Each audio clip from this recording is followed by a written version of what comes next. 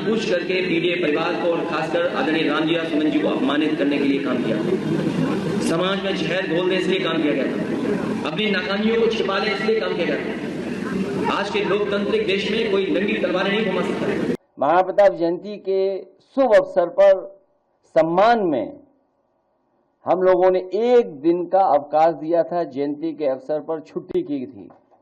आज हमारी मांग है सरकार से कि जब हम आप सब मिलकर के उनका शौर्य, उनका बहादुरी, उनका साहस, उनका बलिदान, त्याग याद कर रहे हैं, तो कम से कम भविष्य में 2 दिन की छुट्टी जरूर की जाए। अरे इतनी जल्दी अखिलेश के सुर बदल गए? अरे भाई ऐसा क्या हुआ जिसने अखिलेश के दलित कार्ड की हवा निकाल दी? कहीं राजा भैया के समर्थक का ये बयान तो कारण नहीं है? मैं गोली ही मार दूंगा जाके अखिलेश यादव को, बोले आके। ये तो बड़ा बयान दे रहे हैं आप काफी, लेकिन गोली कहीं राजा भैया की ये तस्वीर तो अखिलेश की घबराहट की वजह नहीं है? वैसे कहीं यूपी के बाहुबली ब्रजेश सिंह और राजस्थान के राजपूत विधायक रविंद्र भाटी की मुलाकात से तो अखिलेश डर नहीं गए? वैसे अखिलेश जल्दी डरते नहीं हैं, बस कभी कभार सवालों पर आपा खो देते हैं। भाजपा के लोग हमें बोल सकते हैं क्या ये आदमी भाजपा का है? इस तरह को नहीं मिठाई निकाल बाहर कर दूंगा मैं इसको। ये तस्वीरें और अखिलेश के बदले सुर क्या कहते हैं? क्या अखिलेश की सियासत खत्म करने में जुट गई थी राजपूत लॉबी? यूपी से राजस्थान तक अखिलेश के खिलाफ ठाकुर लॉबी ने बड़ा प्लान तैयार कर लिया था। क्या राणा सांगा विवाद दलितों को रिझा नहीं पाया, बल्कि ठाकुरों को भड़का रहा था? क्या ब्रजेश ठाकुर, रविंद्र भाटी, राजा भैया, धनंजय सिंह ने मिलकर अखिलेश की बर्बादी की स्क्रिप्ट लिख दी थी? सवाल इतने हैं कि खत्म नहीं होंगे, लेकिन राणा सांगा विवाद के बाद से राजपूत कैसे अखिलेश के खिलाफ हो रहे थे और कैसे अखिलेश रामजीलाल सुमन के पीछे खड़े होकर फंसते जा रहे थे, उसे समझते हैं। तब समझ में आएगा अखिलेश का नया राजपूत प्लान।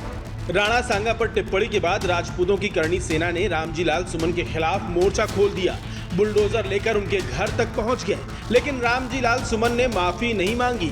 अखिलेश लगातार उनका समर्थन करते रहे, उन्हें माफी मांगने के लिए एक बार भी नहीं कहा, जिससे ठाकुर लॉबी अखिलेश से नाराज हो गई। एक दूसरे से दूरी बनाने वाले राजपूत बाहुबली भी अखिलेश के खिलाफ एक होने लगे।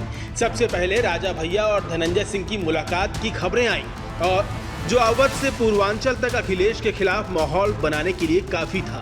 इसके बाद तस्वीर आई मोदी के संसदीय क्षेत्र से निर्दलीय विधायक बनने और बनाने वाले राजपूत बाहुबली ब्रजेश सिंह और राजस्थान के रविंद्र भाटी की मुलाकात की, जिससे यूपी से राजस्थान तक माहौल गर्म होने लगा। शायद इन तस्वीरों को, इन बयानों को अखिलेश ने भांप लिया था।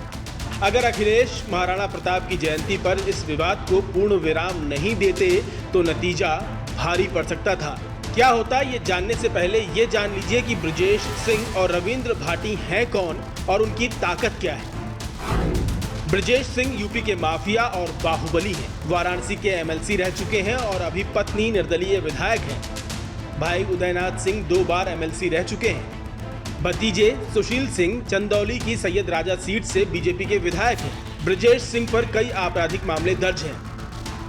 अब खुद सोचिए, उस वाराणसी से जहां के सांसद प्रधानमंत्री मोदी हैं, उस सीट से ब्रजेश सिंह का परिवार लगातार 5 बार से निर्दलीय जीत रहा है, तो उनकी पकड़ और ताकत क्या होगी? तो वही रविंद्र भाटी एबीवीपी से जुड़े छात्र नेता हैं। एबीवीपी ने टिकट नहीं दिया तो निर्दलीय छात्र संघ 2019 में लड़े और जीते। 2023 में बाड़मेर की शिव सीट से बीजेपी के टिकट न देने पर निर्दलीय चुनाव लड़े और जीते। 2024 में बाड़मेर लोकसभा सीट से बीजेपी को हरवाने में बड़ी भूमिका रही। बीजेपी ने टिकट नहीं दिया तो निर्दलीय चुनाव लड़े, खुद तो हारे लेकिन बीजेपी को तीसरे नंबर पर धकेल दिया। भाटी बाड़मेर और राजस्थान में बड़े ठाकुर नेता माने जाते हैं, तो यूपी से लेकर राजस्थान तक अखिलेश के खिलाफ माहौल बनना शुरू हो चुका था, जिसका नतीजा क्या होगा इसका एहसास अखिलेश यादव से अच्छा कौन जान सकता है, क्योंकि अमर सिंह ने ही मुलायम सिंह यादव के साथ मिलकर समाजवादी पार्टी का कद इतने बड़े स्तर तक पहुंचाया था और कई राजपूत नेताओं को पार्टी से जोड़ा था। लेकिन अखिलेश का दांव सबको नाराज करता जा रहा था। शायद इसीलिए अखिलेश ने इस विवाद पर पूर्ण विराम लगाने का फैसला किया। आपकी क्या राय है? कमेंट करके जरूर बताएं। न्यूज़ कॉरिडोर्स आप हमें YouTube पर, Instagram पर, X पर और Facebook पर फॉलो कर सकते हैं।